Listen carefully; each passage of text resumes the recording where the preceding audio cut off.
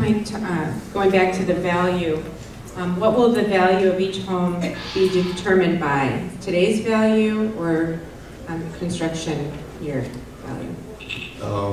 The fair market value established by the appraisers will be established at the time that we acquire the property. And one of the other questions I have to add on to that is, what is the target date that those decisions will be made? And how soon then would property owners be notified?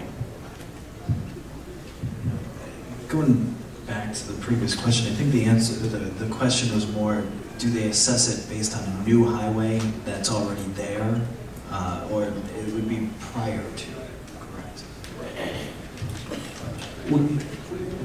Our appraisers go out and establish the value based on the highest and best use of the property as they see it out there at that time, or if in their opinion the proposed highway has enhanced the value of that property, then they will take that into consideration also. But it is appraised at and valued at the time that we need to acquire it, not right now we're buying right away in 2012. We do get that question all the time, why don't you go back to 2006 or 2007 when we were at the peak and buy our property based on those values. We appraise it at the time that we need to acquire it, not based on a past or forecasted value. And then go into the second, or the next question, when would we be looking to start the land acquisition process? We would not officially start the land acquisition process until the end of Tier 2.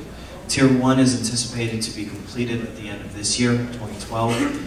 Tier 2 would take another additional 18 to 24 months, so we are looking at a 2014 timeframe prior to starting land acquisition. We currently have no funding identified beyond the Tier 1 and Tier 2 portion. We could, prior to the end of Tier 2, look at willing sellers, if there are willing sellers within this corridor, and so that's something that we can look at, but right now we currently do not have any identified funding for that.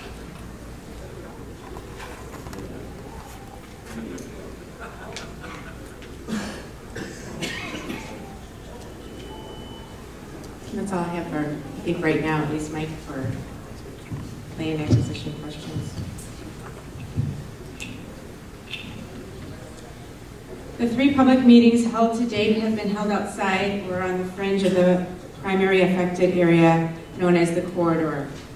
If public information and feedback are the primary purposes of the public meetings, why not conduct them, the public meetings, in a more central part of the study area? Example, Peatone, Matteson isn't even in the affected area. Well, when we looked at this area, we did want a common place. And so we looked at Matteson. We also looked at a facility that can hold all the stakeholders that would want to go to this public meeting. We also looked at a 950 square mile area.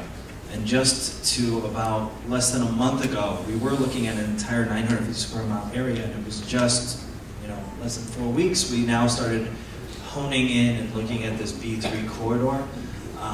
For the hearing, we don't have that location set right now as far as where it's going to be, but again, we do have a lot of involvement going out to the public.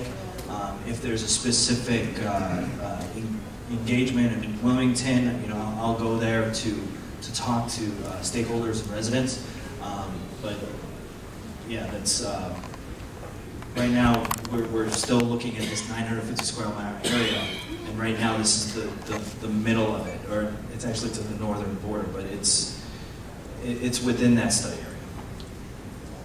area. How will this project be funded? Currently we have identified funding for Tier 1 and Tier 2, and we do not have funding beyond that. What we're calling for at the end of Tier 1 is an access-controlled facility that could either be a freeway type facility or a toll road. Part of Tier 2, we put together a financial plan, and in that financial plan, that's where we detail out how we're going to finance this type of project.